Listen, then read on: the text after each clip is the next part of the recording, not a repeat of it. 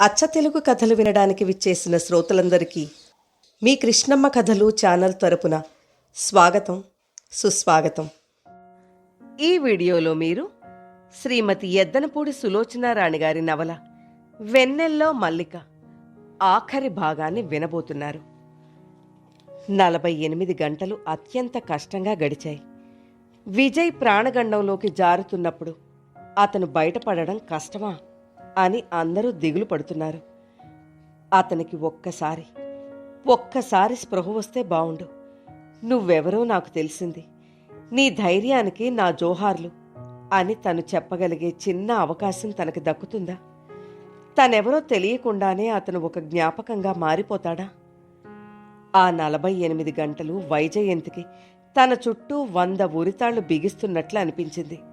రమ వైజయంతి భుజం మీద చేయి ఆనిస్తూ, విజయ్ ఎంత చిత్రంగా నీ జీవితంలోకి వచ్చేశాడు.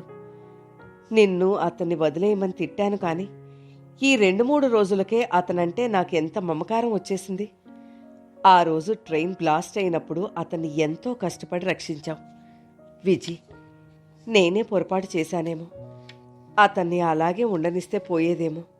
సంపూర్ణ ఆరోగ్యంగా బ్రతికేవాడు అంది బాధగా. వైజయంతి రమ చేతి మీద చెయ్యి ఆనించింది. రమ, ఏది మన చేతుల్లో లేదు. అప్పుడు చేసిన ప్రయత్నమే ఇప్పుడు మనం చేస్తున్నాం. మన ప్రయత్నాన్ని భగవంతుడు హర్షిస్తే సరే, లేకపోతే. వైజయంతి పెదవి బిగబట్టింది. సిస్టర్ ఇంజెక్షన్ వ్రాసి తెచ్చింది. రమ, వైజయంతి ఊరంతా తిరిగారు. ఎక్కడా లేదు. రమ మెడ్రాస్ ఫోన్ చేసింది. ఫ్లైట్ బయలుదేరబోతోంది. ఎయిర్పోర్ట్లో తెలిసిన ఫ్రెండ్కి చెప్పింది. అతను 15 గంట తర్వాత ఫోన్ చేశాడు. ఇంజెక్షన్ ఎయిర్ హోస్టెస్కి ఇచ్చి పంపాను. మీనాక్షి పేరు, కలెక్ట్ చేసుకోండి అన్నాడు. వైజయంతి, రమ ఎయిర్పోర్ట్కి వెళ్లారు. వైజయంతికి భయంగా ఉంది. ఇంజెక్షన్ తీసుకునొచ్చారు. అదృష్టవశాత్తు ఆలస్యం అయిపోలేదు. విజయ్ ఇంజెక్షన్కి రెస్పాన్స్ ఇవ్వసాగాడు. నికోలాయ్ గారు వచ్చి, he's all right, congratulations Miss Vijay అన్నారు. వైజయంతి ఆయనకి చేతులు జోడించి నమస్కరించింది. ఆ పూట గడిచిపోయింది. ఆ క్షణంలో వైజయంతికి భగవంతుడు కనిపిస్తున్నాడు. విజయ్కి మెలకు వచ్చింది. నికోలాయ్ అతని చెంప మీద సున్నితంగా తట్టారు. What is your name? Vinay Krishna. ముద్దగా స్పష్టంగా వచ్చింది మాట. రమ వైజయంతి వైపు చూసింది. వైజయంతి పై పెదవి మునిపంటితో బిగపట్టింది. కళ్లలో నీటి పొరలు కమ్ముకుంటున్నాయి. తను మనసారా కోరుకున్న క్షణం వచ్చింది. విజయ్కి శాప విముక్తి అయింది. తనని తాను గుర్తించుకున్నాడు. విజయ్ కళ్లలో ఆదుర్ద లీలగా కదిలింది. శాంతి ప్రశాంతి ఎక్కడా? Very good. ఆయన వైజయంతి చేయి పట్టి అతని వైపు తీసుకొచ్చారు. ఈమె ఎవరు? విజయ్. నీకేమవుతుంది? రెట్టించారాయన. తెలియటం లేదు. Okay, relax my boy. ఆయన సిస్టర్ని ఇవ్వాల్సిన ఇంజెక్షన్లు తెమ్మన్నాడు. వైజయంతి చేతిని నోటికి అడ్డం పెట్టుకుంది. అక్కడి నుంచి వేగంగా దూరంగా పారిపోయి ఏడవాలనిపిస్తోంది. నికోలాయ్ గారు అందర్నీ ఇక బయటకు వెళ్లమని సూచించారు. రమ వైజయంతి వీపు మీద చరిచింది. నిన్ను గుర్తుపట్టాడు. అది నాకు సంతోషంగా ఉంది. అయినా నేను చూస్తూనే ఉన్నాను. ఏమిటా ముఖం? నువ్వసలు డాక్టర్వేనా అని నాకు అనుమానం వస్తోంది. మామూలు ఆడవాళ్లలా బయటపడిపోతున్నావు. కదిపితే కర్రీటి కెరటం పొంగి వస్తోంది అంది. ఈ 6 నెలల నుంచి విజయ్ పడిన మానసిక వేదన అంతా ఇంత. ఒక్కోసారి నేనే చూడలేకపోయేవాణ్ణి. విజయ్ని భుజాల చుట్టూ చేయి వేసి దగ్గరకు తీసుకుంటూ అన్నారు ఆనందరావు గారు. అతన్ని ఇంట్లో వద్దన్నానని మా అందర్నీ దూరంగా నెట్టేసిందిగా అంది మిస్సెస్ ఆనందరావు. విజయ్, ఇక ఇంటికెళదామా అన్నారాయన. విజయ్, నేను నికోలాయ్ గారితో బాంబే వెళుతున్నాను. మేము ఈ హాస్పిటల్ వాళ్లతో ఫోన్లో కాంటాక్ట్లో ఉంటాం. అతనికి ఇంకేం భయం లేదని ఆయన గట్టిగా చెప్తున్నారు అంది. థ్యాంక్స్ రమా అంది వైజయంతి. ఈ మాట నీ నుంచి కాదు, ఆపరేషన్ థియేటర్ వైపు చూపిస్తూ ఆయన గారి నోటి నుంచి వింటే నాకు థ్రిల్గా ఉంటుంది అంది. రమ, నికోలాయ్ వెళ్ళిపోయారు. విజయ్ని చూసేందుకు హాస్పిటల్లో ఎక్స్పర్ట్ అయిన నర్స్కి అప్పగించారు అధికారులు. అతనికి ఏ లోపం లేదు. అతనిప్పుడు ఆ హాస్పిటల్కి పేరు ప్రఖ్యాతులు తెచ్చిన ప్రత్యేక అతిథి. అందరూ ఆనందంగా అతన్ని పలకరిస్తున్నారు. ఆనందరావు గారు అతన్ని డిశ్చార్జ్ చేసిన తర్వాత సరాసరి తన ఇంటికి తీసుకువెళ్లారు. ఆ ఏర్పాటు వైజయంతి చేసింది. విజయ్ అతనికి ఎదురుగా వెళ్ళలేదు. ఫోన్లో ఆనందరావు గారు అతని గురించి చెప్తూనే ఉన్నారు. అతను నీరసంగా ఉన్నాడు. ట్రైన్ బ్లాస్ట్ గురించే అడుగుతున్నాడు. పిల్లల్ని తలుచుకుని ఏడుస్తున్నాడు. అతన్ని చూస్తుంటే గుండెలు ద్రవించిపోతున్నాయి విజయ్ అన్నారాయన. మల్లిక విజయ్ కోసం ఒకటే గొడవ చేస్తోంది. విజయ్ పని మీద బొంబాయి వెళ్లాడని చెప్పింది వైజయంతి. మల్లిక ఉండే గడువు ముగిసింది. వార్డెన్ ఫోన్ చేసింది. వైజయంతి హాస్టల్కి తీసుకెళ్ళింది. అమ్మగారు, నేనిక్కడ ఉండనండి, ఉండను, నన్ను అయ్యగారి దగ్గరికి పంపండి. మల్లిక ఏడవసాగింది. వార్డెన్ పిలవగా 2 ఆయాలొచ్చి బలవంతంగా తీసుకొచ్చారు. అమ్మగారు, అమ్మగారు! మల్లిక గొంతు ఆర్తనాదంలా వినిపిస్తోంది. ఆ పిలుపుకి మనసు కరిగిపోతున్నా ఆమె మనసు కావాలని కఠినం చేసుకుని వచ్చేసింది. కారులో ఇంటికొస్తుంటే మళ్ళీ పిలుస్తున్నట్టే ఉంది. మళ్ళీ విజయ్కి నీ అవసరం నా అవసరం తీరిపోయిందమ్మా, మనం దూరంగా ఉండాల్సిన వాళ్ళం అనుకుంది. మల్లిక పట్ల అతనికి కలిగిన అవ్యక్తమైన ప్రేమ వెనుక ఎంత కథ ఉందో. అతను బొమ్మలు వేయడం, ఫిడేలు వాయించటం అన్నీ అతని పాత జీవిత ప్రతిభలే. అతను గుర్తుకొస్తున్న కొద్దీ అతనంటే గౌరవం, అభిమానం రెట్టింపవుతున్నాయి. అంత మంచి మనిషికి ఒక 6 నెలలు తన ఆశ్రయం ఇచ్చింది. ఈ జీవితానికి ఇది చాలు. ఈ జ్ఞాపకంతో జీవితమంతా సంతోషంగా బ్రతకొచ్చు. ఏమీ అనుభవం ఎరగని జీవితం కంటే ఒక మామూలుదైన ఒక మంచి అనుభవం పొందిన జీవితం స్ఫూర్తి కలది. ఆ అనుభవం అత్యంత అపురూపమైనది. అయితే ఇక ఆ జీవితం సంపూర్ణమైన అమృత కలశం లాంటిదే. విజయ్ ఫైల్ ఆనందరావు గారికి తిప్పి పంపేసింది. అతని చిన్నప్పటి ఫోటో మాత్రం అందులో నుంచి తీసి తన ఆల్బంలో పెట్టుకుంది. వైజయంతి ఇంటికొచ్చింది. ఆనందరావు గారు అప్పటికే 2 సార్లు ఫోన్ చేశారట. వరమ్మ ఆయన్ని అర్జెంటుగా మాట్లాడాలని అన్నారని చెప్పింది. వైజయంతి ఫోన్ చేసింది. ఏమిటి బాబాయ్, విజయ్ ఎలా ఉన్నాడు? ఆ ప్రశ్న అనుకోకుండా తన నోటి నుంచి వచ్చింది. విజయ్ కులాసాగానే ఉన్నాడు, కానీ ఈరోజు సాయంత్రం ప్లేన్లో బొంబాయి వెళ్ళిపోయాడు. ఎంత చెప్పినా వినలేదు. ఒక్కడే వెళ్ళాడా? బిగబట్టిన స్వరంతో అంది. లేదు లేదు, నేను సిస్టర్ని బలవంతంగా పంపించాను. ఆమెకి టికెట్ నేనే కొన్నాను. విజయ్ టికెట్ అతనిదే. అతను అప్పు తీసుకున్నాడు. అతను వెళ్ళిపోవడమే మంచిదని నేను అనుకున్నానమ్మా అన్నారాయన. అవును బాబాయ్, మీరెప్పుడూ నా మంచి గురించే కదా ఆలోచిస్తారు. ఉంటాను బాబాయ్, గుడ్ నైట్ అని ఫోన్ పెట్టేసింది. విజయ్ వెళ్ళిపోయాడు. అతని ఆరోగ్యం చిక్కిన తర్వాత అతన్ని తను చూడలేదు. అతను తనని చూడలేదు. తనకి చూడాలని లేదు. తన ధర్మం పూర్తయింది. ఇంక ఎక్కువ ఆలోచిస్తే అతని జీవితంలో దూరినట్టే అవుతుంది. విజయ్ అప్పు అడిగాడా? విజయ్ అడగడు. బాబాయే ఈ ఏర్పాటు చేసుంటాడు. అవును మరి, ఎక్కడి వాళ్ళు అక్కడికి వెళ్ళిపోవాలి. అది ఈ ప్రకృతిలోని న్యాయం. హఠాత్తుగా వైజయంతికి ఇల్లంతా శూన్యంగా అనిపిస్తోంది. వరమ్మ, వాసు చాలా సంతోషంగా ఉన్నారు. బిగ్గరగా కబుర్లు చెప్పుకుంటున్నారు. మేరీ కూడా వాళ్లతో కూర్చునుంది. వారికి ఇల్లు మళ్ళీ ఎప్పట్లా అనిపిస్తోంది. ఇంటికి పట్టిన పీడ వదిలిపోయినట్టుగా ఉన్నారు. వైజయంతిని చూడగానే మాటలు నవ్వులు ఆపేసి విచారంగా ముఖాలు పెట్టు కూర్చున్నారు. నాకు ఆకల్లేదు, మీరు అన్నం తినేయండి. వైజయంతి అనేసి మెట్లెక్కి పై అంతస్తులో తన గదిలోకొచ్చేసింది. బట్టలు మార్చుకోవడానికి నైటీ కోసం బీరువా తెరిస్తే అక్కడ విజయ్ ప్యాంట్లు, టీషర్ట్స్ కనిపించాయి. ఆమె వాటినే చూస్తూ నిలబడింది. వాటిని చేత్తో తాకింది.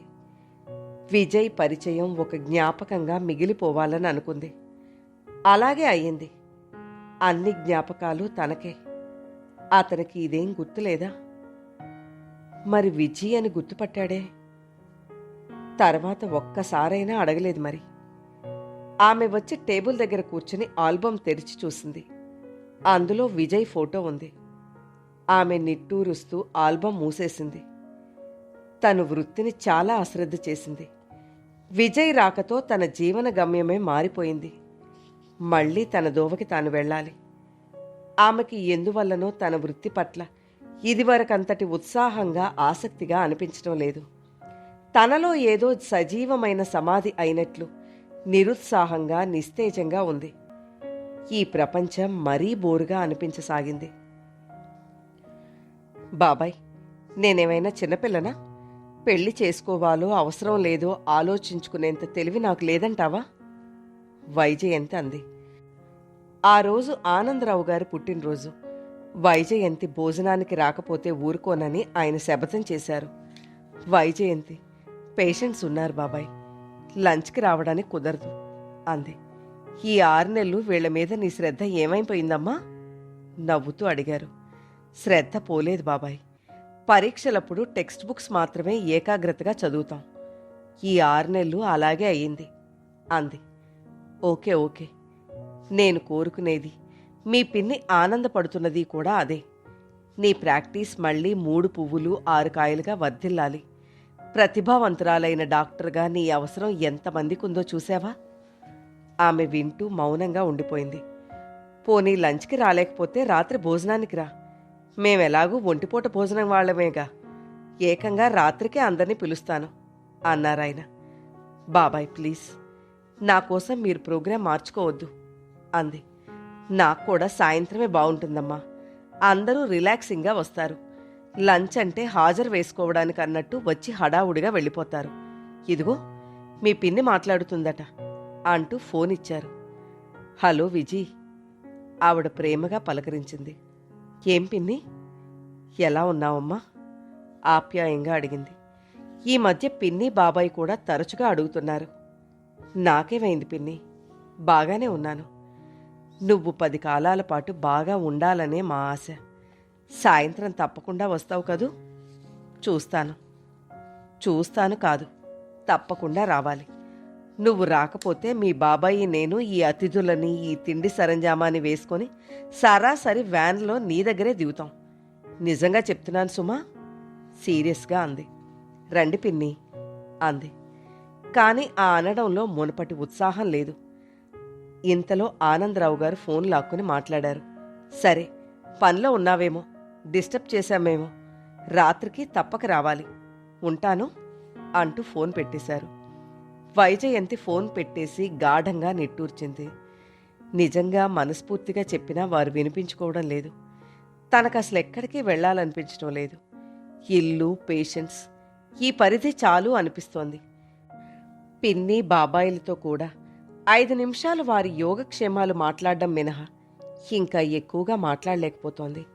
ఫోన్ పెట్టేసి అలాగే నిలబడ్డ వైజయంతి పాదాల దగ్గర చీర కుచ్చెళ్లకి ఏదో తాకినట్టయితే చూసింది. బాచీ వచ్చి పాదాల దగ్గర కూర్చుంది. విజయ్ వెళ్ళిపోయిన తర్వాత బాచీ కుయి కుయ్యమంటూ ఇల్లంతా ప్రతి గదిలోనూ అతని కోసం వెతుకుతున్నట్టు తిరగసాగింది. మధ్య మధ్యలో తన దగ్గరకొచ్చి వెనక కాళ్ల మీద లేచి ముందు కాళ్లు తన మీద ఆనించి కుయి కుయ్యమంటూ తన కళ్లలోకి దీక్షగా చూసేది. దాని కుయి కుయి పసిపిల్ల ఏడుపులాగానే ఉంది. ఏదైనా బాగా దెబ్బ తగిలి బాధగా ఉన్నప్పుడు అది తన దగ్గరకొచ్చి అలాగే చేస్తుంది. కొత్తవాళ్లు వచ్చినప్పుడు రాక్షసిలా మురిగే బాచీ గొంతులో ఆ శబ్దం అంతా ఎక్కడికి పోయిందో. అది కొద్ది రోజులు పాలు తాగలేదు, అన్నం తినలేదు. స్తబ్దతగా నేలకి ముట్టి ఆనించి పడుకునుండేది. బాచీని చూడడంలో మరింత శ్రద్ధ ఎక్కువ చేసి దాన్ని బుజ్జగిస్తూ ఎక్కువ టైం గడపడంతో కాస్త ఈ మధ్యనే మామూలుగా అయింది. అయినా మధ్య మధ్యలో ఇలాగే చేస్తోంది. ఆమె దాని తల మీద నిమిరి దించేసింది. నోరు లేని మోగజీవి. వాటికి ఈ మనుషుల పట్ల ఎంత ప్రేమ! పిల్లలకి వాటికి తేడాయే ఉండదు. వరమ్మ బ్రేక్ఫాస్ట్ టేబుల్ మీద సర్ది పిలిచింది. వైజయంతి వచ్చి కూర్చుంది. బాచీ వెంటే వచ్చి పాదాల దగ్గర పడుకుంది. దాని ఆతురత, భయం చూస్తుంటే వైజయంతి కూడా ఎప్పుడో ఒకసారి తనని వదిలి వెళ్ళిపోతుందేమోనని హడలిపోతున్నట్లుగా ఉంది. వైజయంతి బ్రేక్ఫాస్ట్ తినడానికి కూర్చుంది కాని అస్సలు సహించలేదు. టేబుల్ ఎదురుగా కుర్చీలో మల్లిక, తనకి కుడిపక్క కుర్చీలో విజయ్ కూర్చుని తిన్న సంగతులే గుర్తుకొస్తున్నాయి. ఆకల్లేదని ఉప్మా ప్లేట్ అవతలకి తోసేసి కాఫీ కప్పు తీసుకుని లేచి వరండాలోకొచ్చింది. ఎదురుగా లాన్ పచ్చగా కళకళ్లాడుతోంది. పూల మొక్కలు ఎప్పట్లాగానే ఉన్నాయి. కాని అవన్నీ నిర్జీవంగా అర్థం లేనివిగా అనిపిస్తున్నాయి. ఆమె ఇల్లంతా కలయి చూసింది. అంతా అంగుళం అంగుళం ఎప్పట్లాగానే ఉంది. కాస్త కూడా మార్పు లేదు. ఇదివరకు ఈ ప్రశాంతత తనకెంతో ఇష్టంగా ఉండేది. ఆ నిశ్శబ్దంలో ఎన్నో అందాలు, ఆనందాలు లభించేవి. ఇప్పుడు ఆ నిశ్శబ్దంలో ఏదో స్తబ్దత, ఆ మౌనంలో ఏదో ఒంటరితనపు భయంకరతనం. వైజయంతి నిట్టూర్చింది. ఎంత మామూలుగా ఉండాలనున్నా తన మనసు మాటిమాటికి బేలగా అయిపోతోంది. నిరాసక్తత ఆవరించేసుకుంటోంది. జీవితంలో సందడి, ఆనందం అంతా ఆవిరైపోయినట్లుగా ఉంది. ఇంకా పేషెంట్స్ వచ్చే టైం కాకపోయినా వచ్చి కన్సల్టింగ్ రూంలో కూర్చుంది. మేరీ అప్పటికే అన్నీ సిద్ధం చేస్తూ చకచక అటూ ఇటూ తిరుగుతోంది. వైజయంతి తన చైర్లో కూర్చుంది. ఎదురుగా టేబుల్ మీద ఉన్న పేపర్ వెయిట్ తిప్పుతోంది. బాబాయ్ అన్న మాటలే గుర్తుకొస్తున్నాయి. ప్రతిభావంతురాలు అయిన డాక్టర్గా నీ అవసరం ఎంతమందికో ఉంది. నిజమే, డాక్టర్ అయిన తను ఒక మామూలు మనిషే అన్న సంగతి అందరూ మర్చిపోతున్నారు. తన వల్ల చాలామందికి అవసరం ఉండొచ్చు. కానీ తను కోరుకునేవాళ్లు కూడా ఉంటారని వారికి తోచడం లేదు. నువ్వు డాక్టర్వి, నువ్వు డాక్టర్వి అని అలా 100 సార్లు ఎందుకు గుర్తు చేస్తారు? తను డాక్టరే. తన జీవితానికి నడక ఇదే. ఈ నడకలో తను ప్రతిభావంతురాలే, సందేహం లేదు. కాని తనలో ఒక సంపూర్ణమైన స్త్రీ ఉందని, ఆమెకి కొన్ని ఇష్టాయిష్టాలు ఉన్నాయని ఎవ్వరూ ఆలోచించడం లేదు. ఏ మనిషికైనా కాస్త ప్రతిభ ఉండి పేరు ప్రతిష్టలొస్తే ఆ మనిషి ఇక ఆ వృత్తిపరంగా యంత్రంగా ఉండాలి అని లోకం ఆశిస్తుంది. ఆ మనిషిలో మనిషి జీవితం పట్ల ఏదైనా ఆశిస్తే కళ్ళెర్ర చేస్తుంది. అలాంటివి ఆశించడానికి నువ్వు మామూలు మనిషివి కాదు కాదు అంటూ చెవిలో ఇల్లు కట్టుకుని పోరు పెడుతుంది. ఎందుకంటే ఈ సంఘానికి ప్రతిభావంతుల అవసరం ఉంది. తనకి ఆ మనిషి అవసరం ఒక్కటే ప్రాధాన్యం. మిగతావేవీ అవసరం లేదు. తన అవసరం కోసం మనిషి వ్యక్తిత్వాన్ని, ఆశలని, ఆనందాలని తన ఇనప పాదం కింద నేల రాస్తుంది. ఈ విషయంలో సంఘానికి మించిన నియంత మనిషి జీవితంలో మరెవ్వరూ ఉండరు. వైజయంతి ఆలోచిస్తూనే తనకి తెలియకుండానే కిటికీ పరదా లాగి చూసింది. అక్కడ్నుంచి చూస్తే పూల మొక్కలు, లాన్, ఉయ్యాల, నీళ్ల హౌస్ గట్టు, మల్లి చెట్టు అన్నీ అలాగే స్టిల్ పిక్చర్లా కనిపిస్తున్నాయి. వాటి అందం 1000 రెట్లు పెంచిన ఆ మనిషి మాత్రం అక్కడ లేడు. ఆమె కర్టెన్ లాగేసింది. మనిషి మనసుకి ఎంత నచ్చటం అంటూ జరిగితే త్వరగా అవతలి వారిని తన వారని నమ్మేస్తుంది. విజయ్ తనవాడు కాదని తెలిసినా ఎందుకో అతను తన స్వంతం అనే భావన ఆంతర్యంలో వేళ్ళోనుకుపోయింది. అది ఎలా, ఎప్పుడు, ఎందుకు ఏర్పడిందో తనకే తెలీదు. ఇప్పుడిప్పుడే ఈ నమ్మకం వేళ్లు కూకటి వేళ్లతో కదులుతున్నాయి. తన జీవితంలో అతను ఒక జ్ఞాపకంగా మిగిలిపోతాడు అని అతని ఆపరేషన్ ముందు తను అనుకున్న సంగతి 1కి 10 సార్లు 1000 సార్లు గుర్తు చేసుకుంటోంది. కాని అది వాస్తవం అయ్యి జీవితంలో కళ్ళెదుట నిలిచినప్పుడు తను తట్టుకోలేకపోతోంది. మనసు విలవిల్లాడుతోంది. ఏమిటి ఈ బలహీనత? బాబాయ్ మీద చాలా కోపంగా ఉంది.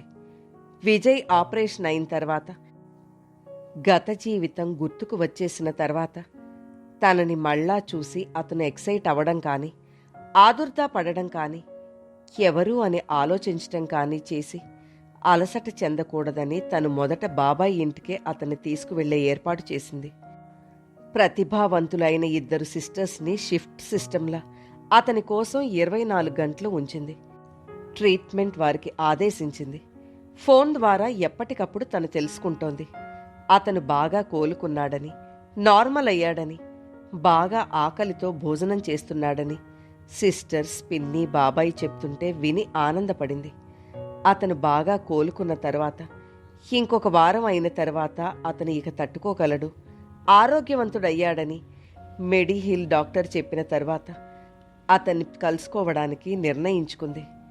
కానీ ఇంతలో బాబాయ్ పంపించేశాడు. అది బాబాయ్ నిర్ణయమే అని తనకు బాగా తెలుసు. విజయ్కి తనకి మధ్య గల అనుబంధం నిర్దాక్షిణ్యంగా తెంచేయాలని ఆయన విజయ్ వచ్చినప్పటి నుంచి ప్రయత్నాలు చేస్తూనే ఉన్నారు. ఆయన ఇంట్లో ఉంచి దానికి చక్కని అవకాశం తన చేతులారా తనే ఇచ్చానని తర్వాత తెలిసింది. తను ఇంత భయంకరమైన పొరపాటు చేస్తోందని ఆ ఆదుర్దాలో తెలియలేదు. విజయ్ని చూడకూడదని, అతనికి ఇక కనిపించకూడదని తను చాలాసార్లు అనుకునేది.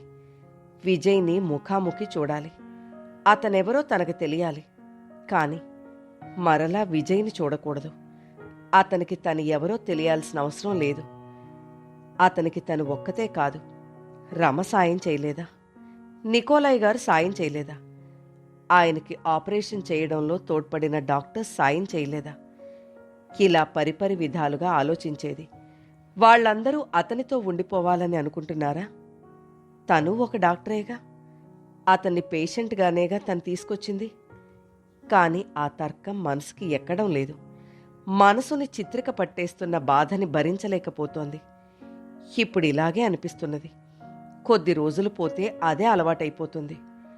కాలమే ప్రతి గాయానికి మందు అని నువ్వే నీ పేషెంట్స్ ఎంతమందికి ధైర్యం చెప్పలేదు? ఆ ధైర్యం నీలో ఇప్పుడెందుకు లోపిస్తోంది? ఏమిటి బలహీనత అని మనసు నిలదీస్తోంది. అభిమానం ఏర్పడిందంటావా? అది ఒక ఎండమావి లాంటిది. చిన్న కుక్కపిల్లని పెంచినా మనకి ప్రాణ సమానమే అవుతుంది. ఒక ఇల్లు కట్టుకున్నా ప్రాణంగానే అనిపిస్తుంది. నీ బాల్యంలో నీకెంతో ఇష్టమైన తాతగారిచ్చిన ఆ పాత ఇల్లు వదిలి రాలేదా? అవి వేరు, చాలా వేరు. మన ప్రాణం చాలా పాతదే, దాన్ని వదిలేయగలమా? విజయ్ నాకు ప్రాణంలా అనిపిస్తున్నాడు అనుకుంటూ వైజయంతి చేతుల్లోకి తల ఆనించుకుంది. మేడం, పేషెంట్స్ వచ్చారు. మేరీ తలుపు మీద వేళ్లతో కొట్టి చెప్పింది. వైజయంతి లేచి సరిగ్గా కూర్చుంది. క్షణంలో ఆమె పూర్తిగా ప్రొఫెషనల్ డాక్టర్గా మారిపోయింది. రాత్రయింది. ఆనందరావు గారింటికి ఆయన కొలీగ్స్, తెలిసిన వారు, బంధువులు చాలామంది వచ్చారు. ఇంటి నిండా నిండిపోయారు. నవ్వులు కబుర్లతో సందడిగా ఉంది. చాలామంది వైజయంతి దగ్గరకొచ్చి విజయ్ విషయంలో ఆమె ఒంటరిగా, మొండిగా అందరికీ ఎదురు నిలబడి చేసిన పోరాటం గురించి ప్రస్తావన తెచ్చి అభినందించారు. అసలు వైజయంతి అందరిలాంటి అమ్మాయి కాదు. ఎవరెవరో ఏదో అంటుంటే నేను వాతలు పెట్టినట్టే వారిని తిట్టి నోరు మోయించాను సుమా. అపవాదులు ప్రారంభించిన వారే అభినందనలు అందజేశారు. రాళ్లు విసిరిన వారే పూల బొకేలు అందిస్తున్నట్టు మెచ్చుకున్నారు. ఆనందరావు గారు ఆ ప్రసక్తి వచ్చినప్పుడల్లా నిర్మోహమాటంగా కట్ చేస్తూ, మా విజి ఒక డాక్టర్, జీవితంలో ఇంకా ఎంతమందిని ఎన్ని రకాల వారిని చూడాలో అన్నారు. విజి, ఇలా రామ్మా, ఈరోజు మన ఇంటికి ఒక ప్రత్యేక అతిథిని ఆహ్వానించాను, అతనొచ్చాడు అంటూ వైజయంతిని భుజం చుట్టూ చెయ్యి వేసి తీసుకెళ్లారు. ప్రవీణ్ స్టేట్స్ నుంచి వచ్చాడు. తల్లి తండ్రి అక్కడే సిటిజన్స్గా మారి చాలా ఏళ్లయింది. ప్రవీణ్ అక్కడే పుట్టాడు.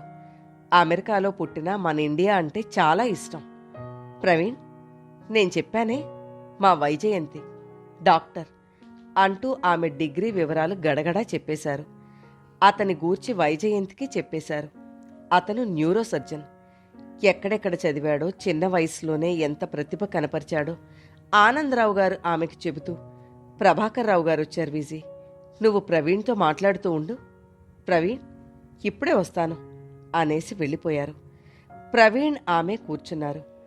అతనికి ఎవరో విజయ్ ఆపరేషన్ గురించి చెప్పినట్టున్నారు. Is it possible? బ్రెయిన్లో ఏదైనా అయితే మనిషి కోమాలోకి వెళ్ళిపోతాడు. ఒకసారి మెమరీ పవర్ డ్యామేజ్ అయితే ఇక తిరిగి రాదు. ఇదెలా జరిగింది అన్నాడు ఆసక్తిగా. సర్ నికోలాయ్ గురించి మీరు విన్నారుగా, ఆయనే స్వయంగా ఆపరేషన్ చేశారు. మెమరీ పవర్ డ్యామేజ్ కాలేదు, అబ్స్ట్రక్షన్ ఏర్పడింది, దాన్నే తొలగించాను అన్నారాయన. ఐసి, బహుశా ఇలాంటిది ఇదే ప్రథమం అయి ఉండొచ్చు అన్నాడతను.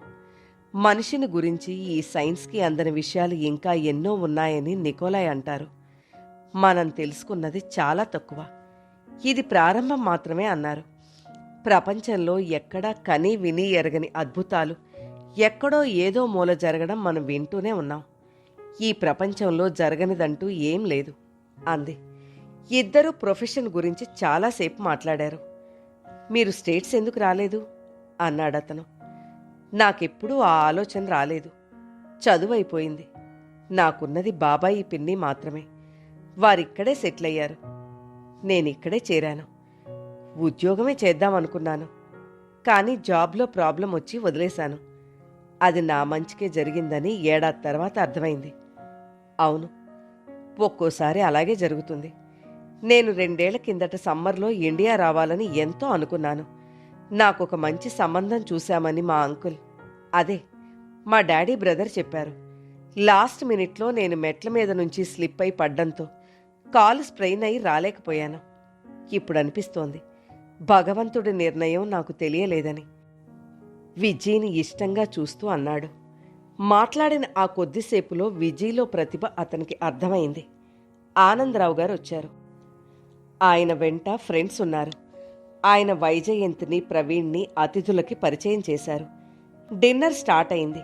గంటకి పైగా అక్కడ గడపడం ఆమెకి ప్రాణం మీదకొచ్చినట్లుగా అనిపించింది. తల చాలా నొప్పిగా ఉందని బాబాయికి క్షమార్పణ చెప్పి ఉండమని అంటున్నా వినిపించుకోకుండా ఇంటికొచ్చేసింది. రాత్రి 10:30 అయిన తర్వాత ఆనందరావు గారు ఫోన్ చేశారు. తలనొప్పి ఎలా ఉందమ్మా అడిగారు. మందు వేసుకున్నాను, కాస్త తగ్గింది బాబాయ్ అంది. నువ్వెక్కువ రోజులు ఇక ఇలా ఒంటరిగా ఉండడం మంచిది కాదమ్మా అన్నారాయన. నేను ఒంటరిగా ఎక్కడున్నాను బాబాయ్? వరమ్మ, వాసు, మేరీ, ఈ పేషెంట్స్. అసలు నిజం చెప్పాలంటే ఈ సందడేం వద్దు. ఒంటరిగా ఉండాలి అనిపిస్తోంది అంది. అదిగో అలా అనిపించడమే తప్పు. నాకలా అనిపిస్తోంది. మరి ప్రవీణ్ గురించి నీ అభిప్రాయం ఏమిటి ఆయన అడిగారు. వైజయంతి నిటారయింది. అతని మూలంగానే నాకింత తలనొప్పి వచ్చింది అందామని నోటి చివరి వరకు వచ్చింది. పుట్టినరోజు నాడు ఆయన్ని బాధ పెట్టడం ఇష్టం లేక తమాయించుకుంది. అతను 2 వారాలు ఉంటాడమ్మా అన్నారాయన. అలాగా అంది. ఒకరోజు నీ దగ్గరికి డిన్నర్కి రావాలని చెప్పాను. తప్పకుండా వస్తానని అన్నాడు. సరే, తలనొప్పిగా ఉందన్నావుగా, రెస్ట్ తీసుకో అని ఫోన్ పెట్టేశారాయన. ఆమె తల పట్టుకుని కూర్చుంది. పిన్ని, బాబాయ్ తనని ఏదో వారి పథకంలో బిగించాలనే సూచనలు అర్థమవుతున్నాయి. విజయ్తో 6 నెలల అనుబంధం, జీవితాంతం ఇక మరే మగవాడి నీడ కూడా తన దగ్గరికి రానియకూడదనిపిస్తోంది. అతని జీవితం, అతని వ్యక్తిగతం సంపూర్ణంగా అర్థమైన తర్వాత ఇంకా అనిపిస్తోంది. మాటి మాటికి గుర్తొస్తున్నాడు.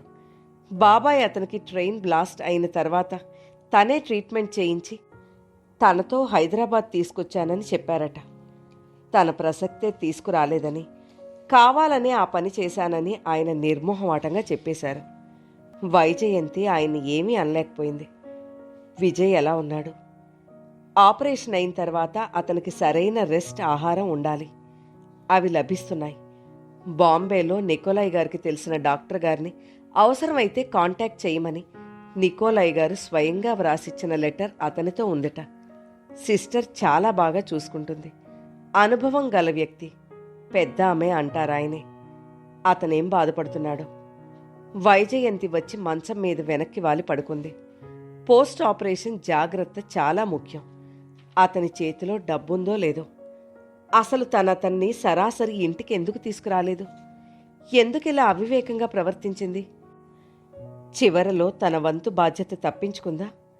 విజయ్ దగ్గరికి ముఖాముఖి వెళ్లాలనున్నా ఎందుకంత వెనకడుగేసింది? అతను తనని మామూలు డాక్టర్ కింద చూస్తాడని భయమా? అంతకంటే తనకు ఆనందం ఏముంటుంది? తన మనసు ఏమిటో తనకే తెలియకుండా పోయింది. అందుకే ఇంత వేదనకి గురవుతోంది. మల్లికకి జ్వరంగా ఉందని, కలవరిస్తోందని ఒకసారి వచ్చి చూసెళ్లమని సూపరింటెండెంట్ ఫోన్ చేసింది. రేపు తప్పకుండా వెళ్ళి చూడాలి. మల్లిక బాగా బెంగపడిందని, ఏడుస్తోందని ఆవిడ చెప్పింది. రేపు చూడడానికి వెళ్ళినప్పుడు అవసరం అనుకుంటే మల్లికని తనతో తీసుకొచ్చి కొద్ది రోజులు అట్టే పెట్టుకుంటుంది. వైజయంతికి చిన్నారి మల్లిక ముఖం గుర్తుకొస్తే ప్రాణం తరుక్కుపోతుంది. తను ఎంత స్వార్థపర్రాలు. ఆ రోజు అవసరమని మల్లికను తెచ్చి ఇంట్లో పెట్టుకుంది. ఈరోజు తను తలుచుకుంటే మల్లికని హాస్టల్ నుండి ఇంటికి తీసుకురాలేదా? కాని ఆ బాధ్యత మనసు స్వీకరించలేకపోతోంది. తనతో మల్లికని ఇంటికి తీసుకొచ్చిన అయ్యగారెక్కడా అనే మల్లిక కళ్ళలో ప్రశ్నకి తనేం జవాబు చెప్పగలదు? తను కొని తెచ్చే బొమ్మలు, ఐస్ క్రీమ్స్ మల్లిక చిన్నారి మనసుని విజయ్ నుంచి మరిపించలేవని బాగా తెలుసు. అందుకే మనసులో ఆ అమ్మాయి పట్ల ఎంత సానుభూతి ఉన్నా తీసుకురాలేకపోయింది. ఈ ప్రపంచంలో ప్రతి మనిషి ఎవరి బాధ వారు పడాల్సిందే. ఎదుటివారు కబుర్లు చెప్పగలరు, సానుభూతి చూపించగలరు. కాని ఆ బాధ నుంచి విముక్తి కలిగించడం ఇంకెవరి చేతుల్లో లేదు. అతను ఎక్కడున్నా క్షేమంగా ఉండాలి. అదే తను కోరుకునేది. ఆమెకి ఎప్పుడు నిద్ర పట్టేసిందో, నిద్రలో ఏవేవో భయంకరమైన కలలు. విజయ్ ఆపరేషన్లో చచ్చిపోయినట్లు, తను మళ్ళీ ఏడుస్తున్నట్లు. ఉదయం 8 గంటలకి ఆనందరావు ఫోన్ చేశారు. ఒంట్లో ఎలా ఉందమ్మా? కాస్త తలనొప్పి అంటే ఆయన ఇలా ఇన్నిసార్లు అడగడంతో వైజయంతికి విసుగొచ్చింది. బాగానే ఉన్నాను అంది. ఏం ప్రాబ్లం లేదుగా? ప్రొద్దుటే ఫోన్ చేసి విసిగిస్తున్నానా? లేదులే మొహమాటంగా అంది. మా ఆదుర్ద అలాంటిది. ఇదిగో మీ పిన్ని మాట్లాడుతుందిట. నేను మధ్యాహ్నం ఫోన్ చేస్తాను అంటుండగానే ఆవిడ హలో విజీ అంది. చాలా పని ఉన్నప్పుడు ఎదుటివారితో ఏదో పెద్ద పని చేయించుకోవాలని అనుకున్నప్పుడే ఆవిడ అలా దీర్ఘాలు తీస్తూ పిలుస్తుంది. ఏమిటి పిన్ని? ఒంట్లో ఎలా ఉందమ్మా? బాగానే ఉంది పిన్ని. వైజయంతికి మళ్ళీ అలాంటి ప్రశ్న అడిగితే మండిపడుతూ సమాధానం చెప్పేయాలన్నంత కోపం వచ్చింది. మరి విజీ, నేను మీ బాబాయ్ ప్రవీణ్ కలిసి నాగార్జున సాగర్ వెళ్తున్నాం. నువ్వు కూడా రావాలి మాతో. వైజయంతికి ఇప్పుడు వారి ఇంత పొద్దుటే తన ఆరోగ్యక్షేమం ఎందుకు అడిగారో అర్థమైంది. నాకు ఒంట్లో బాగాలేదు అని సాకుపెట్టి తిరస్కరించే అవకాశం లేకుండా చేశారు వాళ్ళు. మెడకి తెలివిగా ఉచ్చు బిగించడం అంటే ఇదే. ఎంతైనా అనుభవం ఉన్న చాతుర్యం గల పెద్దవాళ్ళు కదా. నాకు తీరదు పిన్ని, చాలా బిజీగా ఉన్నాను అనేసింది. అదేమిటమ్మా, ఒక్క 2 రోజులు కుదరదు చెప్పేసింది. కుదరదంటోంది. ఆవిడ చెప్పడం వినిపించింది. వైజయంతి ఫోన్ పెట్టేసింది. ఎదురుగా మేరీ తెచ్చిపెట్టిన ఇంగ్లీష్ పేపర్ మొదటి పేజీలో ప్రసిద్ధ వ్యాపారవేత్త కాంతీలాల్ హృద్రోగంతో అకాల మరణం అనే వార్త ఉంది. వైజయంతి నిట్టూర్చింది. వెనక్కి తిరిగిందో లేదో మళ్ళీ ఫోన్. వైజయంతి విసుగ్గా తీసింది. విజీ, నువ్వు తప్పకుండా మాతో నాగార్జున సాగర్ రావాలి. ప్రవీణ్ చూడాలంటున్నాడు. మేం తీసుకెళ్తామనుకో. కానీ అతనికి ఏం తోస్తుంది? తోచడానికేముంది బాబాయ్, నాగార్జున సాగర్ చూడ్డానికి కదా వెళ్తున్నారు. అక్కడ నీ కొలీగ్స్ ఎటూ ఉన్నారు. అవుననుకో, కానీ నువ్వు వస్తే సరదాగా ఉంటుంది. నువ్వు రావాలి. ప్రవీణ్ కోసం సరే అనుకో. అసలు నిన్ను బయటకు తీసుకెళ్లాలన్నదే మా ఆలోచన.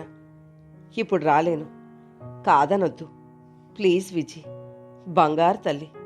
బాబాయ్ మాట కాదనవు కదూ. రేపు ఉదయం 6 గంటలకు బయలుదేరదాం. రెడీగా ఉండు. పేషెంట్స్ ఉన్నారు. రేపు ఆదివారం డియర్. నీ క్లినిక్కి సెలవు. నువ్వే లోకంలో ఉన్నావు? రేపు వెళ్తున్నాం మనం. ఆయన ఫోన్ పెట్టేశారు. ఫోన్ పెట్టేసిన తర్వాత వైజయంతి అయోమయంగా చుట్టూ చూసింది. రేపు ఆదివారమా? మై గాడ్, ఇక తప్పించుకోవడానికి దారే లేదు. పిన్నితో బాబాయ్తో నేను రాను, నాకిష్టం లేదు అని చెప్పేయొచ్చు. కానీ ఇప్పటికే వారిని బాధ పెట్టింది. వారు చెప్పిన ప్రతి మాట తిరస్కరించింది. అయినా వారు కోపగించుకోలేదు. తనని వదల్లేదు. ఒక విధంగా ఆ విషయంలో దేవుళ్ళనే చెప్పాలి. కానీ ఆ ప్రవీణ్తో కలిసి నాగార్జున సాగర్ వెళ్ళడం వైజయంతికి ఇప్పుడే కంపరం అనిపించింది. పిన్ని బాబాయిల ప్లాన్ తనకి బాగానే అర్థమవుతోంది. ఆ ప్రవీణ్కి తనని నిశ్చయం చేయాలని దృఢ నిశ్చయంతో ఉన్నట్లున్నారు. భగవంతుడా, ఈ ఆపదని ఎలా ఎదుర్కోవడం?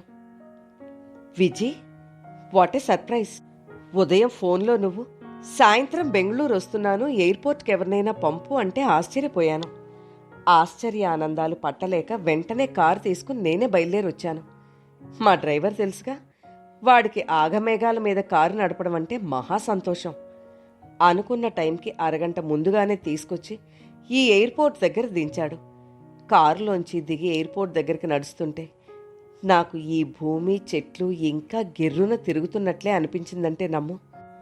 అంత దూరం నుంచి చచ్చి చెడి వచ్చాను గాని ప్లేన్ ల్యాండ్ అయి ప్యాసింజర్స్ దిగుతుంటే నువ్వెంతకీ కనిపించలేదు. ఆఖరి నిమిషంలో మానేశావేమో అని పళ్ళు కొరికేస్తున్నాను. అప్పుడు అమ్మగారు ఆఖరిన దేవతలా దిగొచ్చారు. నిన్ను చూస్తే ఎంత సంతోషం వేసిందో తెలుసా?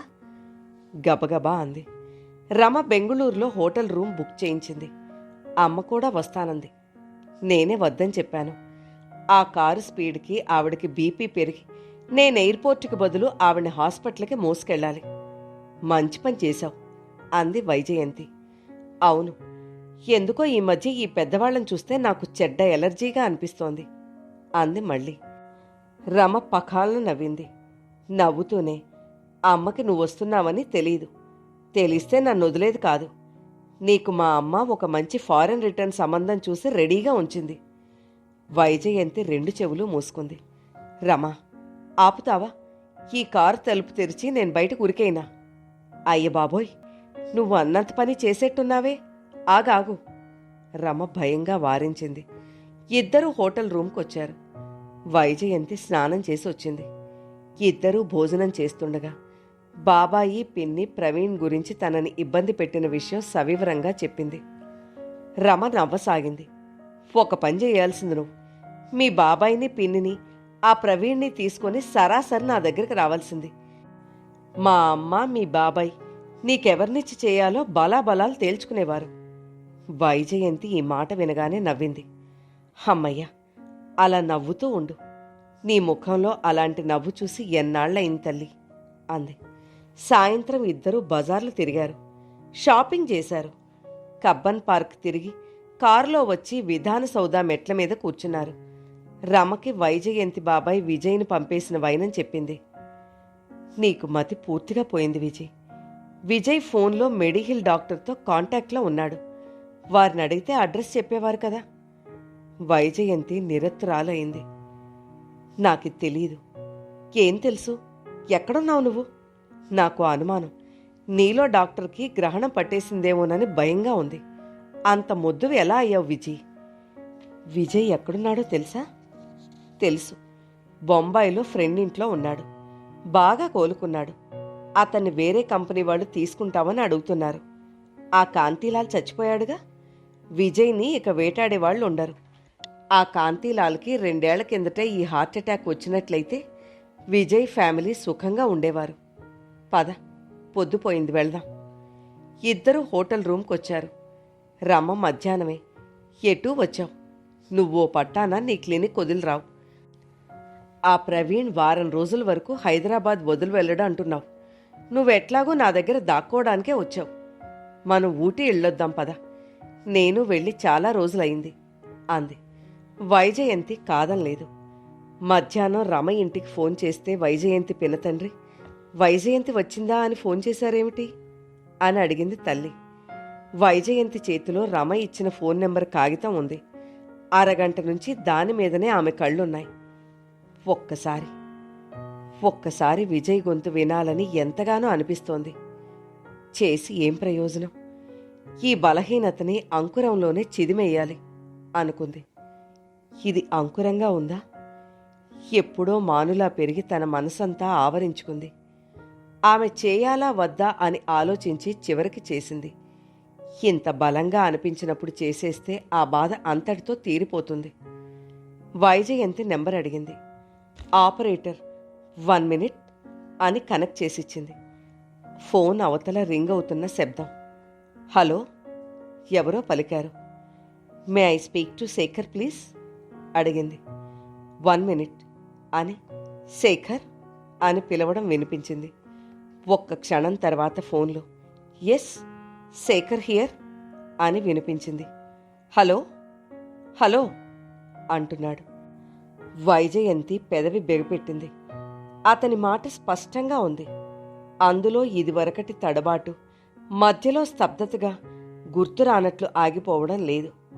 జవాబు రాకపోవడంతో అతను ఫోన్ పెట్టేశాడు. వైజయంతి కుర్చీలో వెనక్కి వాలి కూర్చుని కళ్ళు మూసుకుంది. మూసిన కళ్ళ నుంచి నీటి ధారలు పక్కకి జారిపోతున్నాయి. ఆ కన్నీళ్లు హాయిగా ఉన్నాయి. ఎంతో ఓదార్పు లభిస్తోంది. అవి ఆనంద బాష్పాలుగా మారిపోతున్నాయి. విజయ్ మామూలుగా ఉన్నాడు. ఎస్, శేఖర్ హియర్ అనడంలోనే తెలిసిపోతోంది. వైజయంతికి ఆనందంతో మనసు తేలిగ్గా అయిపోతోంది. చాలు, ఈ జన్మకి ఇంకేం అవసరం లేదు. మనసంతా ఎంతో తృప్తిగా ఉంది. తనెవరో అతనికి తెలియకపోయినా ఏం పర్వాలేదు.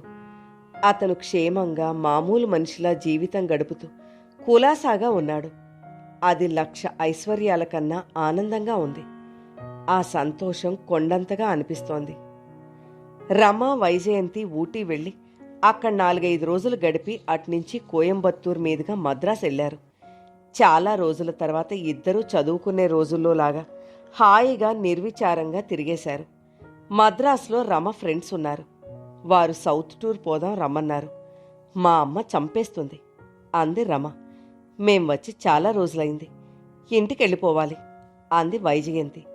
ఆమె ప్లేన్లో హైదరాబాద్ వెళ్ళిపోయేటట్టు నిర్ణయం అయింది. జాగ్రత్త, ఎయిర్పోర్ట్లో ప్రవీణ్ ఎదురవుతాడేమో. రమ ఏడిపించింది. ఈ ప్రయాణం నాకు చాలా మేలు చేసింది రమ. నాకీ భయాలన్నీ పోయినాయి. ఇప్పుడిక బాబాయిని పిన్నిని ఎదుర్కోగలను. ఆమె నవ్వుతూ అంది. విజ్జీని రమ ఎయిర్పోర్ట్కి తీసుకొచ్చింది. థ్యాంక్స్ రమ, ఈ వారం నన్ను తిప్పి చాలా మేలు చేశావు అంది విజీ కృతజ్ఞతగా. నిజంగా మేలు చేశానంటావా అంది రమ సీరియస్గా. ఓ ఎస్ అంది. అయితే ఓ చిన్న కోరిక తీరుస్తావు కదూ అంది. చెప్పు. చిన్నదేం కర్మ, పెద్దదైనా సరే తీర్చేస్తాను అంది విజి. నువ్వు చూపుడు వేలు చూపిస్తూ రమ చెప్పింది. ఎప్పటికైనా సరే పెళ్లి చేసుకోదలుచుకుంటే ఎవ్వరి మాటలు వినొద్దు. మా అమ్మ చెప్పిన సంబంధం విను, సరేనా? చిలిపిగా అంది. షటప్. వైజయంతి బ్యాగ్తో రమ వీపు మీద కొట్టింది. ఏమిటో విజి, ఈ 10 రోజులు 10 క్షణాల్లా గడిచిపోయాయి. రమ ఆనందంగా అంది. నువ్వు వెళ్ళిపోతున్నావంటే ఏమిటోగా ఉంది సుమా. అయితే నాతో హైదరాబాద్ వచ్చేయి అంది. Thank you. అమ్మ నా ప్రాణం కొరికే మాటలు మాట్లాడితే అదే పని చేస్తాను అంది. నిన్ను చూస్తే చాలా ఈర్ష్యగా ఉంది అంది వైజయంతి. నన్నా? ఎందుకమ్మా? మాటి మాటికి నీకు తెలియకుండానే అమ్మ ప్రసక్తి నీ నోటి నుంచి వస్తుంది. ఆమె నీ జీవితంలో ఎంతగా తెలియకుండా బ్యాక్బోన్లో ఉన్నారో చూడు. నాకు ఆ అదృష్టం లేదు అంది. బ్యాక్బోన్ కాదు తల్లి, ఆవిడ నా పాలిట క్యాట్ బోను. మా అమ్మలాంటి అమ్మ నీకుంటే నువ్వు ఈసరికి సన్యాసం పుచ్చుకుని వెళ్ళిపోయేదానివి. ఫ్లైట్ అనౌన్స్మెంట్ వినిపించింది. రమ వైజయంతి బుగ్గ మీద ముద్దు పెట్టుకుంది. వైజయంతి నవ్వింది. ఆమె నవ్వులో లీలగా బాధ ఉంది. రమకి చేయి ఊపి వచ్చేసింది. వైజయంతి కావాలనే మద్రాసు నుంచి బయలుదేరే ముందు ఆనందరావు గారికి ఫోన్ చేసింది. మద్రాసు నుంచి వస్తున్నానని ఎయిర్పోర్ట్కి కారు పంపమని అడిగింది. మీ బాబాయ్ ఊళ్ళో లేరమ్మా, నీకోసం హడల్ చచ్చాం.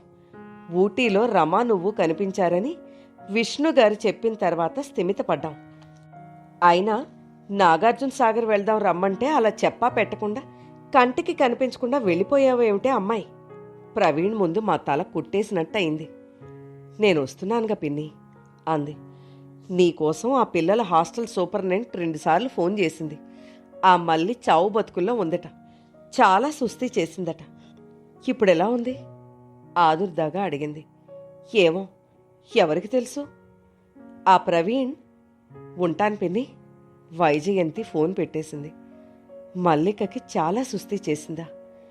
ఇక ఒక్క క్షణం ఉండబుద్ధి కాలేదు వైజయంతికి. ప్లేన్ హైదరాబాద్లో ల్యాండ్ అయ్యేసరికి లేట్ అయింది. ఆమె టాక్సీలో సరాసరి హాస్టల్కి వెళ్ళింది. అప్పటికే రాత్రి 9:30 గంటలయింది. ఆ సమయంలో వచ్చిన ఆమెను చూసి సూపరింటెండెంట్ ఆశ్చర్యపోయింది. మల్లికకి ఎలా ఉంది? ఆదుర్దాగా అడిగింది. ప్రాణగండం తప్పి బయటపడింది. మీకోసం ఎంతో గాలించాం. మీరెక్కడున్నారో తెలీదు. ఎలా ఉంది ఇప్పుడు? పర్వాలేదు. విజయ్ బాబు రాబట్టి మళ్ళీ బతికింది. విజయ్? అవును. మళ్ళీ ఆయన కోసం ఒకటే కలవరింత, ఏడుపు. డాక్టర్ ఆయన్ని గాని మిమ్మల్ని గాని పిలిపించమంటారు. మీరెక్కడున్నారో ఎవ్వరూ చెప్పలేకపోయారు. విజయ్ గారికి ఆపరేషన్ అయిన హాస్పిటల్ దగ్గరికి వెళ్ళాం. ఎంక్వైరీ చేస్తే ఆయన బాంబే నంబర్ ఇచ్చారు. నేను ఫోన్ చేసి మల్లిక సంగతి చెప్పాను. మొదట ఆయనకు అర్థం కాలేదు. నేను క్లుప్తంగా చెప్పేశాను. ఆయన రాకపోతే మళ్ళీ బ్రతకదని చెప్పాను. ఆయన ఉదయం ఫ్లైట్లో వచ్చేశారు. నేను ఎయిర్పోర్ట్కి వెళ్ళి నన్ను పరిచయం చేసుకుని సరాసరి మా హాస్పిటల్కి తీసుకొచ్చాను. ఆయన 3 రోజులు మల్లి దగ్గర ఉన్నారు. మల్లిని లాలించారు, బుజ్జగించి ధైర్యం చెప్పారు. 2 రాత్రుళ్ళు ఆయన నిద్రపోలేదు. మల్లిని ఒడిలో పెట్టుకుని అలాగే కూర్చున్నారు. మల్లికి తగ్గింది. ఏమిటి? విజయ్ వచ్చాడా? నమ్మలేనట్లుగా అడిగింది. అవును. ఎక్కడున్నారు? ఈ సాయంత్రమే బాంబే వెళ్ళిపోయారు. అర్జెంట్ పనుందట. మళ్ళీ 2 రోజుల తర్వాత వస్తానని చెప్పారు. ఎప్పటికప్పుడు మాతో ఫోన్లో కాంటాక్ట్లో ఉంటానన్నారు. He is a nice gentlemen. ఆవిడ మెచ్చుకుంది. మల్లిక ఎక్కడా అడిగింది. ఆవిడ మల్లి దగ్గరికి తీసుకెళ్ళింది. బాగా చిక్కిపోయినా మల్లిలో కాస్త కోలుకుంటున్న లక్షణాలు కనిపిస్తున్నాయి. రాత్రి పొద్దుపోయింది. వైజయంతిని ఆవిడ తమ కారులో దింపమని అడిగింది. వైజయంతి ఇంటికొచ్చింది. విజయ్ వచ్చెళ్ళాడా? మల్లిని గుర్తుపట్టాడా? లేక మానవతా ధర్మంగా తను ఆ పాత్రను నిర్వర్తించాడా? ఆమె ఇంటికొచ్చింది. వాసు నిద్ర కళ్ళతో తలుపు తీసి వెళ్ళి పడుకున్నాడు. ఆమె మెట్లెక్కి తన గదిలోకొచ్చింది. నీరసంగా వచ్చిన వైజయంతి హ్యాండ్ బ్యాగ్ టేబుల్ మీద పడేస్తుంటే అక్కడ రేపర్ చుట్టి నవనవలాడుతున్న అందమైన పూల గుత్తి కనిపించింది. దానికి రిబ్బన్ చుట్టిన కార్డు మీద నాకు పునర్జన్మనిచ్చిన దేవతకి కృతజ్ఞతతో విజయ్ అని ఉంది. వైజయంతి తన కళ్ళని తాను నమ్మలేకపోయింది. విజయ్ వచ్చాడా? విజయ్ ఈ ఇంటికి తన కోసం వెతుక్కుంటూ వచ్చాడా? ఆమెకి ఏడుపొచ్చేసింది. సంతోషంగా పిచ్చిగా అనిపిస్తోంది. ఆ పూల గుత్తి గుండెలకు ఆనించుకుంది. ముఖానికి అద్దుకుంది. దాన్ని విజయ్ చిన్ననాటి ఫోటో దగ్గర పెట్టడానికి అప్పుడే రూంలోకొచ్చింది. గభాల పరిగెత్తుకుంటూ పూల గుత్తి 2 చేతులతో పట్టుకునొచ్చిన ఆమె గదిలోకి రాగానే బొమ్మలా నిలబడిపోయింది. తను చూస్తున్నది కలో యథార్థమో అర్థం కాని మనిషిలా అయిపోయింది. అక్కడ దివాన్ మీద విజయ్ కూర్చునున్నాడు. అతని చుట్టూ తను వ్రాసిన డైరీలున్నాయి. విజయ్ అస్పష్టంగా అంది. అతను అప్పటికే తను వచ్చిన అలికిడి విన్నట్లున్నాడు. గదిలోకి తను రాగానే నిలబడ్డాడు. అతని ముఖం తన కోసమే వేచి చూస్తున్నట్లుగా ఉంది. విజయ్? ఆమె కళ్ళలో ఆపుకోలేని ఆనందం, దుఃఖం అప్రయత్నంగా వరదలా వచ్చేసినాయి. అతను ఆమెకు దగ్గరగా వచ్చాడు. ఆమెనే కళ్ళారా చూస్తున్నట్లు క్షణం ఆగాడు. వైజయంతి కూడా అతన్ని చూస్తోంది. ఇద్దరూ ఒకరిని ఒకరు నువ్వేనా అన్నట్టు చూస్తున్న ఆ క్షణంలో కాలమే ఆగిపోయినట్టుగా ఉంది. చివరికి అతనే అన్నాడు, విజీ. అతని పెదవులు ఆతృతతో అపురూపంగా ఆ పేరును పలికాయి. కళ్ళలో నిజం కదూ అన్నట్టుంది. ఆమె తల ఊపింది. ఆమెకేం చెప్పాలో తోచడం లేదు. మల్లిక వల్ల నేను తప్పనిసరిగా రావాల్సొచ్చింది. ఇక్కడికి రానని మీ బాబాయికి వాగ్దానం చేసినా రాకుండా ఉండలేకపోయాను. వైజయంతి విప్పారిన కళ్ళతో చూస్తోంది. అతను ఆమె చేతిలో పూల గుత్తి అందుకున్నాడు. ఇది స్వయంగా ఇచ్చి థ్యాంక్స్ చెప్పి వెళ్లాలని వచ్చాను. వరమ్మ నువ్వు ఊళ్ళో లేవని చెప్పింది. ఈ ఇంట్లో అడుగుపెట్టిన తర్వాత నేను వెళ్ళలేకపోయాను. నా మనసులో ఏదో ప్రశాంతత. లాన్ అంతా తిరిగి ఇక్కడికి వచ్చాను. వరమ్మ కాఫీ తెచ్చిచ్చింది. ఈ బొకే స్వయంగా నీకు ఇవ్వలేకపోయినందుకు బాధ వేసింది. ఈ గదిలోకొచ్చాను. ఇక్కడ నీ టేబుల్ మీద నా చిన్ననాటి ఫోటో కనిపించింది. విజయ్, నేను ప్లేన్ మిస్ అయ్యానని ఎప్పటికో గుర్తుకొచ్చింది. నాకెక్కడికి వెళ్ళాలనిపించలేదు అన్నాడు. Thank you my angel. అతను పూల గుత్తి స్వయంగా ఆమె చేతికిచ్చాడు. ఆమె అందుకుంటోంది. ఇద్దరి చేతులు పూల గుత్తిని పట్టుకున్నాయి. విజీ, హఠాత్తుగా అతని చేతులు ఆమెను దగ్గరికి తీసుకున్నాయో, ఆమె అతని మెడ చుట్టూ చేతులు వేసి పెనవేసిందో స్పష్టంగా చెప్పలేనంత సడన్గా జరిగిపోయింది. విజయ్ అంటోందామె. విజి అంటూ అతను ఆమెను మరింత దగ్గరికి హత్తుకున్నాడు. ఇద్దరి మనసులకి శరీరాలకి తెలిసిపోతోంది ఒకరి కోసం ఒకరు ఎంత తప్పిస్తున్నారో. అతని పెదవులు ఆమె పాపిట్లో ఆనాయి. ఆమె నుదురుని కళ్ళని తాకాయి. ఆమె పెదవులని గాఢంగా హత్తుకున్నాయి. అతను ఆమెను తీసుకొచ్చి దివాన్ మీద కూర్చోపెట్టి ఆమె ఒడిలో తలదాచుకున్నాడు. నా కోసం నువ్వు ఎంత శ్రమపడ్డావో తెలిసింది. రమ నాకంతా చెప్పింది. ఏమిటి రమ? ఆమె ఆశ్చర్యంగా అడిగింది. ఇదంతా నాకు తెలిసినట్లు, తను తెలిపినట్లు రమ నీకు చెప్పవద్దని అంది. బాబాయ్ నన్ను తనే హైదరాబాద్ తీసుకొచ్చారని, వైద్యం చేయించానని, నేను వెంటనే బొంబాయి వెళ్ళిపోవాలని అన్నారు. నేను విజి అన్నాను. ఆయన ఆ ప్రసక్తి ఎత్తవద్దన్నారు. పెళ్ళై పిల్లల తండ్రి అయిన నువ్వు వైజయంతికి, ఆమె భవిష్యత్తుకి అడ్డం రాకుండా వదిలేయమని అన్నారు. నీకు ఫోన్ చేయడం కానీ, నిన్ను కలవడం కానీ చెయ్యొద్దని అన్నారు. నేను ఆలోచించాను. పెళ్లి కావలసిన దానివి నువ్వు. ఆయన మాట సబబే అనిపించింది. నా జీవితంలోకి మళ్ళీ వెళ్ళాలని ప్రయత్నించాను కానీ వెళ్ళలేకపోతున్నాను. నా జీవితంలో 2 విషాదాలు. ఒకటి, నేను కష్టపడి పెంచుకున్న నా సంసార జీవితం నా కళ్ళ ముందే సర్వనాశనం అవడం. రెండోది, నాకు పునర్జన్మ ఇచ్చిన నిన్ను నేను కలవలేకపోవడం. ఒక్కసారి కలిసి కృతజ్ఞత చెప్పాలి అని ఎంతగానో అనిపిస్తోంది. మళ్ళీ నీ భవిష్యత్తు ఎక్కడ పాడైపోతుందా అని భయం. విజి, రాత్రివేళ నిద్రొచ్చేది కాదు. నన్ను లాలించే కోమల స్వరం, నన్ను ఆదరించే చల్లటి మనసు, నీకు నేను ఎందుకు దూరంగా ఉండాలి అనిపించేది. హాస్టల్ సూపర్నెంట్ నాకు ఫోన్ చేసింది. మల్లికను దక్కించుకోవాలని అనిపించింది. మల్లికను నా శాంతి ప్రశాంతిని బ్రతికించుకుంటున్నాను అనిపించింది. వచ్చేశాను విజి. నీకు దూరంగా ఉండాలనుంది. కానీ వైజయంతి అతని మెడ చుట్టూ చేతులు వేసి బలంగా దగ్గరకు లాక్కుంది. అతని తల ఆమె హృదయం దగ్గర ఇమిడిపోయింది. విజయ్, మన భవిష్యత్ నిర్ణయం మరొకరు శాసించకూడదు. మనమే నిర్ణయం చేసుకోవాలి అంది. నువ్వు చెప్పు. వైజయంతి అతని ముఖం పట్టి దగ్గరకు తీసుకుంది. బ్రతుకైనా చావైనా ఇద్దరం ప్రక్కనే ఉండాలి. వైజయంతిని అతను దగ్గరగా తీసుకున్నాడు. వైజయంతికి ఎంతో ఆనందంగా ఉంది. అతని స్పర్శ, అతని మాటలు ఆమెకి జీవం పోస్తున్నట్లుగా ఉన్నాయి.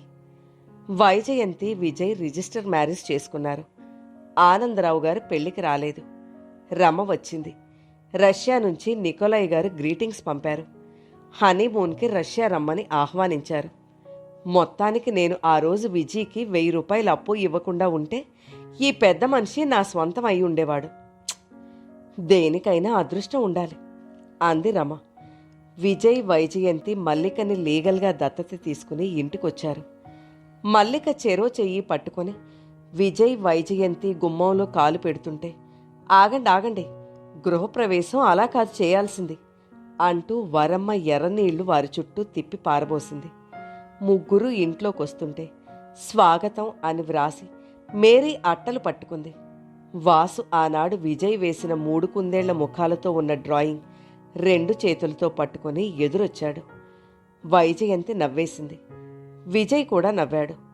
మల్లిక వారిద్దరి చేతులు పట్టుకొని ఉత్సాహంగా గంతులేస్తున్నట్లుగా ఇంట్లోకి వస్తూ మురిపెంగా పట్టుపరుకుని చూపిస్తూ, వరమ్మ, ఇదిగో మమ్మీ డాడీ నాకు కొన్నారు. నేను ఇక అమ్మగారు అయ్యగారు అని పిలవకూడదట అంది కళ్ళు పెద్దవి చేసి చూపిస్తూ. విజయ్, వైజయంతి చెరో చెయ్యి చాపి మల్లికని దగ్గరికి తీసుకున్నారు. కథ నచ్చితే లైక్ చేయండి. మీరు లైక్ చేయడం వల్ల మరింత మందికి ఈ కథలు చేరతాయి.